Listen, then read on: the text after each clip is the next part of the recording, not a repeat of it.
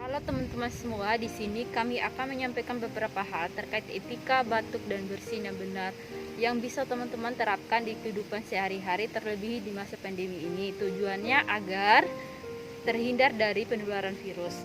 Untuk langkah pertama, ketika kita batuk dan pilek, kita bisa menggunakan masker.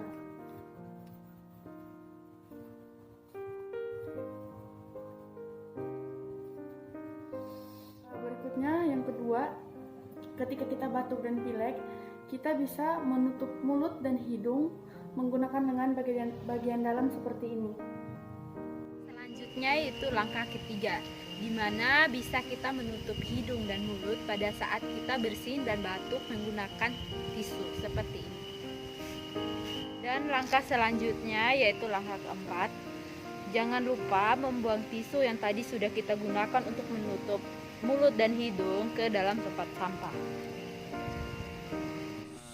Cara mencuci tangan yang benar yaitu kita 6 langkah mencuci tangan. Nah, yang pertama kita basahi tangan,